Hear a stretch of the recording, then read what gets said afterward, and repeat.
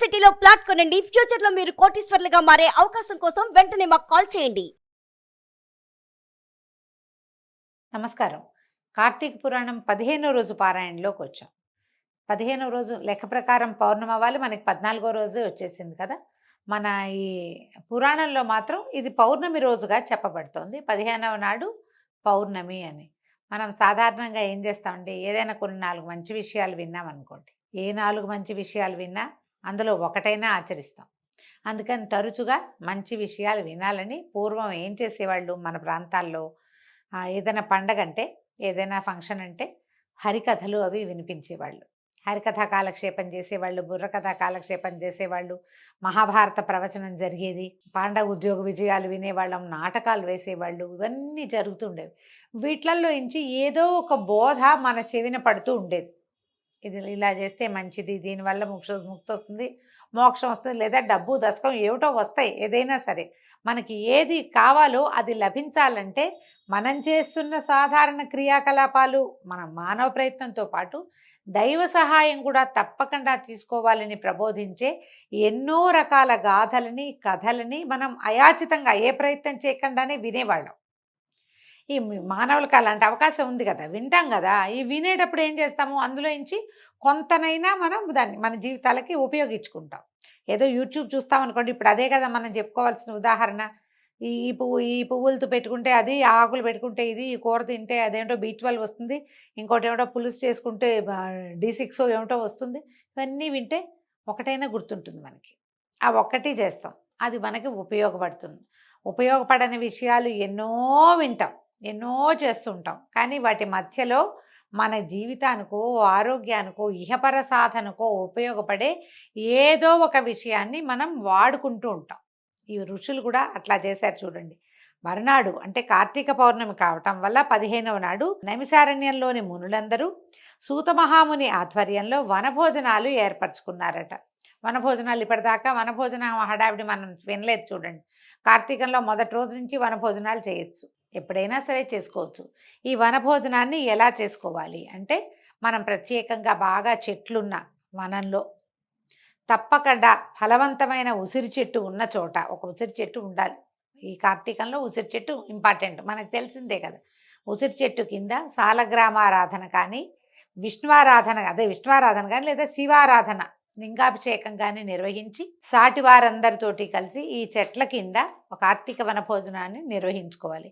ఇక్కడున్న మునులందరూ ఇంత పూర్వం ఎప్పుడు చేయలేదట, ఇంతకుముందు చేయలా. ఇప్పుడు ఏం చేశారు, ఈయన మన సూత మహాముని ఆధ్వర్యంలో వనభోజనాలు ఏర్పాటు చేసుకున్నారు. ఆయన చెప్పాడు కదా, ఇప్పుడు 10 రోజుల నుంచి రోజు మంచి విషయాలు చెప్తున్నాడు. మరి అవన్నీ వింటున్నప్పుడు ఏదో ఒకటి చెయ్యొద్దు, మనం కూడా అట్లాగే చేస్తాం కదా. ధాత్రీ వృక్ష సమితమైన చక్కటి ప్రదేశానికి చేరారు. ఎక్కడైతే ఉసిరిక చెట్లు ఉన్నాయో అక్కడికి వెళ్ళారట. ఒక ఉసిరి చెట్టు కింద చక్కగా శుభ్రం చేసి, గోమయంతో అలికి, పంచవర్ణాలతోటి ముగ్గులు పెట్టి, పంచపల్లవాలతోటి కలశాన్ని ఏర్పరిచి, కార్తీక దామోదరుడుగా ప్రఖ్యాతుడైన శ్రీహరి ప్రతిమని, చతుర్భుజుడైన విష్ణు ప్రతిమని ఏర్పరిచారు. వీళ్ళు సాలగ్రామ ఆరాధన చేసినట్టు కనిపించట్లేదండి, అట్లా చెప్పల. సాలగ్రామ ఆరాధన చేయలే, మట్టితోటి విష్ణువు యొక్క ప్రతిమని తయారు చేసుకున్నారు. ఉసిరికలతోటి హరిని పూజించారు. ధాత్రీ ఫలం సమర్పయామి అన్నారనమాట. అంటే అన్ని రకాల అర్చనలు ధాత్రీ ఫలంతో, ఉసిరికాయతోటే చేశారు. తర్వాత ఏం చేశారు, గోవిందనామస్మరణతోటి వనభోజన సమారాధన నిర్వహించారు. మామూలుగా మనం వనభోజనాలకు వెళ్తామా, అందరూ కబుర్లు చెప్పుకుంటూ ఉంటారు, మధ్యలో ఏమిటది రకరకాల ఆడతారు, తంబోలా ఆడ్డాలు, ఇవన్నీ ఆడుకుంటారండి. ఈ మధ్యలో ముఖ్యంగా చేయవలసింది వనభోజనాల్లో దామోదర ప్రీతి కోసం గోవిందనామస్మరణ. చక్కగా ఎవరైనా దేవుడికి సంబంధించిన పాటలు పాడడము, పద్యాలు పాడడము, శ్లోకాలు పాడడము, భోజనకాలే గోవిందనామస్మరణ, గోవింద గోవింద అనటం, అలాంటిదైనా చేయాలి. మనం వెళ్ళాం కదా అని మన వస్తువులు ప్రదర్శించుకోవటము, తర్వాత మనం కబుర్లు చెప్పుకోవటము, వ్యాపార సంబంధాలు విస్తరించుకోవడానికి కాదండి వన సమారాధన. భగవత్ ప్రీత్యర్థమే కార్తీకంలో వన సమారాధనలు చేసేవాళ్ళు చేస్తున్నారు, చెయ్యాలి కూడా. అందరూ కలిసి చాలామంది మనకు పేపర్లలో కూడా కనిపిస్తుంటాయి, వైశ్యుల కార్తీక సమారాధన ఇలాంటివి పెడతారు. ఆ సమారాధనలు చేసినప్పుడు భగవన్నామస్మరణతోటి సమారాధనని పూర్తి చేసుకోవాలి. వీళ్ళందరూ ఏం చేశారు, నా గోవిందనామస్మరణతోటి వనభోజన సమారాధన నిర్వహించారు. అందరూ చక్కగా భోజనాలు చేశారు. చేసిన తర్వాత సాయంకాలం తదనంతర విధులన్నింటినీ నిర్వహించుకుని సాయంకాలము సంధ్యావందనాలు పూర్తి చేసుకున్న వాళ్ళే తులసి బృందావనాన్ని ఏర్పరచుకున్నారు. ఉదయమేమో వీళ్ళు మునులందరూ కలిసి కార్తీక సమారాధన నిర్వహించారు. ఈ సమారాధన చేసుకునేటప్పుడు, సమారాధన అంటే మనమే కాకుండా తమని ఆశ్రయించుకున్నటువంటి పశుపక్ష్యాదులకి, తర్వాత వనచరులు బోళ్ళంతమంది వీళ్ళకి సప్లై చేస్తారు అవి ఇవి బియ్యము అవి తెచ్చిపెట్టేందుకు వనచరులు వస్తారు. నాయన రేపు సమారాధన, మీరు కూడా ఇక్కడే వచ్చి భోజనం చేయండి అని వాళ్ళని కూడా పిలిచి వాళ్ళకు కూడా భోజనం పెట్టారు. సాయంకాలం ఏం చేశారు, తులసి బృందావనాన్ని ఏర్పరచుకున్నారు.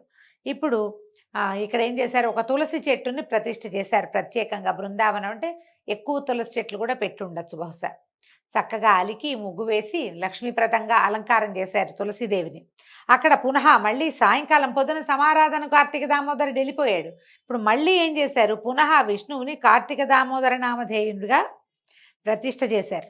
చేసి ప్రాణప్రతిష్ఠ చేసి తులసీధాత్రి సమేత కార్తీక దామోదరాయ నమః. తులసి ధాత్రి అంటే ఉసిరి చెట్టు అండి.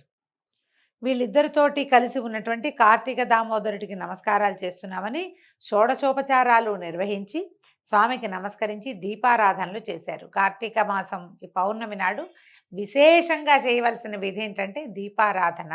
ఎంత దీపాలు పెడితే అంత మంచిది. మనము 365 ఒత్తులే వెలిగించుకోవటం కాకుండా వాకిళ్లలో, పెరళ్లలో, తులసిదా సమీపంలో ఆకాశ దీపంతో సహా అన్ని రకాల దీపారాధనలు పౌర్ణమి నాడు నిర్వహిస్తే మంచిదట.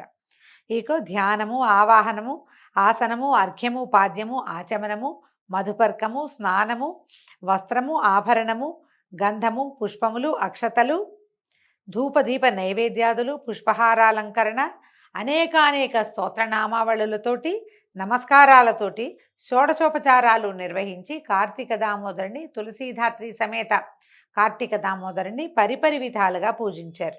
అక్కడి నుంచి ఏం చేశారు, ఇంతకుముందు మనం దీపస్తంభం చెప్పుకున్నాం, ఇక్కడేమో దీపాలు పెట్టారని చెప్పామా. ఈ దీపస్తంభానికి ఏం చేశారట, చిలవలు పలవలు లేకుండా ఉన్నటువంటి ఒక మొద్దులాగా, ఒక అంటే లాగ్ కలప, అవి లాగ్స్ అంటాం కదా మనం, ఏమన్నా దుంగ, అలాంటి దుంగలని ఒక కలప స్తంభాన్ని తీసుకొచ్చి దాన్ని నాటారట. నిలబెట్టడం కాదు, కొంచెం భూమిలో తవ్వి దాన్ని నాటారు. నాటి దాని మీద ఏం చేశారు, శాలి, వ్రీహి, ధాన్యము, తిలాదు. శాలి, వ్రీహి ధాన్యాలు, శాలి ధాన్యము, వ్రీహి ధాన్యము ఈ రెండింటినీ పోసారు. దాని మీద ఒక మధ్యలో నువ్వులు పోసి, నువ్వుల మీద ఆ పైన ఆవు నేతితో దీపాన్ని వెలిగించి శ్రీహరికి పరమప్రీతితోటి అర్పించారు. దీపస్తంభం ఇప్పుడు మనం ఏం చేయొచ్చు, కార్తీక పౌర్ణమి నాడు వాకిట్లో చక్కగా ఇంత పొడుగాటి దీపారాధన కుందిని వెలిగించి ఆవు నెయ్యి పోసి, నెయ్యి పోసిన తర్వాత ఒత్తులు వేసి, ఎప్పుడునండి మొదట ఒత్తులు వేసి తర్వాత నెయ్యి నూనె పోయకూడదు. నిండుగా సాధ్యం త్రివర్తి సంయుక్తం అన్నారు. మొదట ఆజ్యం నింపి దాంట్లో అప్పుడు ఒత్తులు వేసుకోవాలి. ఈ ఒత్తుల్ని అప్పటికప్పుడు వెళ్తే ఒక్కొక్కసారి వెలగవండి, కొరుక్కుపోయినట్టు అయిపోతాయి.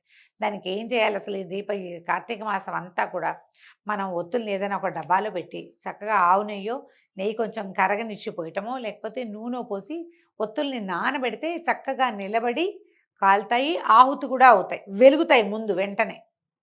మనం ఏం లేదు, కొసలు మలిపి వేసేసుకోవడమే. నూనెలోంచి తీర నూనె బాగా నిండుగా పోయకూడదు, తడిసేలాగా పోయాలి. ఎక్స్ట్రా ఉన్న నెయ్యి అవి నానిపోయాక ఎక్స్ట్రా ఉన్న నెయ్యినో నూనెనో వంచేసుకుని మన పెద్ద డబ్బాలో పోసేసుకుంటే ఈ నూనెతో లేదా నేతితో తడిసిన ఒత్తులు చక్కగా వెలుగుతాయి. మనం 365 ఒత్తులు వెలిగించేటప్పుడు కూడా ఇదే పద్ధతిని అవలంబిస్తే చక్కగా వెలుగుతుంది. అప్పుడు ఏం చేశారు, ఆవు నెయ్యితోటి దీపాన్ని వెలిగించి శ్రీహరికి సమర్పించారు. ఆ తరువాత ఆ వెన్నెట్లో ఆ దీపాల వెలుగులో శ్రీహరి సన్నిధిలో కూర్చుని వీళ్ళందరూ కార్తీక మాసాదిగా, కార్తీక మాసం మొదలుపెట్టిన రోజు నుంచి తాము చెప్పుకున్న స్కాంద పురాణాంతర్గతమైన విశేషాలు ఏమిటది, కార్తీక సోమవార వ్రతము, కార్తీక పౌర్ణమి స్నానాది పుణ్యసంచయ కథాస్వరూపాలైనటువంటి తత్వనిష్టోపాఖ్యానం. తత్వనిష్ఠుడనే బ్రాహ్మణుడు, ఆయన 3 బ్రహ్మరాక్షసులు వెంబడబడ్డము, పడితే ఆ 3 బ్రహ్మరాక్షసులకి ఆయన ఎట్లా మోక్షాన్ని ఇచ్చాడు. తర్వాత ఏమో నిష్ఠురి కథ, కుక్క జన్మ ఎత్తిన ఒక స్త్రీకి కైవల్యాన్ని ప్రసాదించిన ఒక బ్రాహ్మణోత్తముడి కథ, ఆ కథా విశేషము. తర్వాత శత్రుజితోపాఖ్యానం, శత్రుజిత్తు కథ. ఆ తర్వాత వనభోజన మహిమ, ఎట్లా అడవుల్లో ఈ మన వనభోజనాలు చేస్తే తోటల్లో, దొడ్లల్లో, పెరళ్లలో, చెట్ల కింద భోజనం చేయటం, దాని గురించి దాని గొప్పతనము. తర్వాత దేవదత్తుని కథ, తర్వాత అజామిళోపాఖ్యానం, ఒట్టి నారాయణ నామస్మరణతోటే విష్ణు పార్షదులు వచ్చి అజామిళుణ్ణి తీసుకెళ్లారని చెప్పుకున్నాం. ఆ కథని పదే పదే తలుచుకున్నారు. ఒట్టి నామస్మరణతో భగవంతుడు ఎంత దయామయుడు. అయితే ఒట్టి నామస్మరణ చేస్తేనే మనకి వచ్చేస్తుంది ఆ కైవల్యం అంటే అలా రాదండి. దేశకాల పాత్రతలు ఉన్నాయి ప్రత్యేకంగా. మనం ఎక్కడుండి పిలిచాము, ఏ సమయంలో పిలిచాము, మనం పిలిచినప్పుడు కాలం ఎలాంటిది, దానిని బట్టి మనకి మోక్షం వస్తుంది. అదే అజామిళుడి కథలో చెప్పబడింది. తర్వాత మందరోపాఖ్యానం, ఏలికగా పరిణమించినటువంటి ఒక బ్రాహ్మణ యువకుడి కథ. తర్వాత శృతకీర్తి ఉపాఖ్యానం. ఈ కథలన్నిటినీ తలుచుకున్నారు. అన్నిటికంటే అత్యంత విశేషమైనది, అత్యంత పుణ్యఫలప్రదమైనది అయినటువంటి అంబరీషోపాఖ్యానం. ఎంతటి మహాభక్తుడు! ఆయన ఏం చేశాడు, ఈ అంబరీషుడు తన తాలూకు ఈ ఏకాదశి వ్రతం వల్ల ఎట్లాంటి వాళ్ళ సరసన చేరాడంటే ప్రహ్లాద నారద పరాశర పుండరీక వ్యాసాంబరీషులతోటి పాటు చేరాడు. అక్కడున్నాడు. ప్రహ్లాదుడు మహాభక్తుడు, మనకు తెలుసు, భగవంతుడు సాక్షాత్కారం పొందినవాడు. నారదుడు, పరాశరుడు, పుండరీకుడు వాళ్ళ వరసలో చేరిపోయాడు. ఈయన యొక్క ఈ ఏకాదశి వ్రతం వల్ల, అకలంకమైన విష్ణు భక్తి వల్ల ఎట్లా వీళ్ళు భక్తాగ్రేసరులుగా మారతారు అని ఆ కథ అంతా పదే పదే తలుచుకుని మళ్ళా వాటిని ఒకళ్ళకొకళ్ళు చెప్పుకుంటూ మరీ ఆనందించి, మనకు తెలిసిన కథే అయినా మళ్ళీ వింటుంటే భగవత్ కథలు ఇట్లా తాదాత్మ్యాన్ని, సంతోషాన్ని కలిగిస్తాయి. పదే పదే చెప్పుకుంటూ పునః మననం చేసుకున్నారు. తర్వాత ఏం చేశారు, మునులందరూ కూడి యజ్ఞదర్శనార్థము, సూతుల వారిచే ప్రవచించబడే సంపూర్ణ కార్తీక మహాపురాణ శ్రవణార్థము నైమిషారణ్య సమాగతులైన సద్బ్రాహ్మణులకు ఉసిరికలని, కార్తీక దీపాలను, దక్షిణ తాంబూలాదులతో సహా సమర్పించారు. అప్పుడు ఈ నైమిషారణ్యంలోనే ఉన్నటువంటి మునులు, వాళ్ళు ఏంటంటే హోస్ట్లు, వీళ్ళకి గెస్ట్లుగా ఎవరెవరు వచ్చారు, ఇక్కడ పెద్ద యజ్ఞం జరుగుతుంది, యజ్ఞం చూడడానికి దేశాల నుంచి ఏ ఊళ్ళ నుంచో ఎంతోమంది బ్రాహ్మణులు వచ్చారు. తర్వాత వేద పండితులు వచ్చారు, వాళ్ళందరికీ. తర్వాత ఇంకా ఏమిటి, నైన సూతమహాముని వచ్చాడు, ఈయనతో కార్తీక పురాణం చెప్తున్నట్ట విందామని వచ్చిన వాళ్ళు. వీళ్ళందరికీ ఏం చేశారు, ఉసిరికలని, కార్తీక దీపాలని, దక్షిణ తాంబూలాదులను కూడా సమర్పించారు. ఇప్పుడు దీపదానం చాలా అద్భుతమైందని చెప్పాం కదా. వీళ్ళకేం వెండి దీపాలు, బంగారు దీపాలు ఏం అక్కర్లేదండి. పిండితో దీపం చేయటం, దీపాన్ని సమంత్రకంగా తాంబూలంగా ఇవ్వటం. దీపాన్ని ఇచ్చారట, కార్తీక దీపాలతో పాటు ఉసిరికలని తాంబూలంలో పెట్టి ఇస్తే చాలా విశేషం అండి. ఉసిరికాయలు మనం 1 కేజీ కొనుక్కున్నాం, 1/2 కేజీ పక్క వాళ్ళకో వెనక వాళ్ళకో ఇవ్వండి, చాలా మంచిది ఈ సీజన్లో, ఈ కాలంలో కనుక ఇస్తే. దక్షిణము తాంబూలాలతో సహా సమర్పించి అందరికీ నమస్కారాలు చేసుకుని పదే పదే ఈ కార్తీక పుణ్యగాథల్ని తలుచుకుంటూ ఉన్నారు. ఆ రాత్రి ఏం చేశారట, కాలాతిక్రమణను కూడా లెక్క చేయకుండా హరినామస్మరణలతోటి, సంకీర్తనలతోటి, నృత్యగానాది ఉపచార సమర్పణలతోటి గడిపి భక్తి పారవస్యంతో తన్మయులై జన్మ సాఫల్య సంతృప్తులయ్యారు.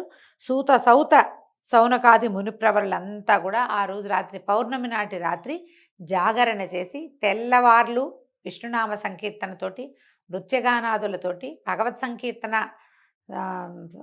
సంకీర్తనలతోటి ఎంతో సంతోషంగా కార్తీక పౌర్ణమి మహాపర్వదినాన్ని విశేషంగా ఈ నైమిషారణ్యంలో ఉన్నటువంటి ఋషులు, మునులు అందరూ జరుపుకున్నారట.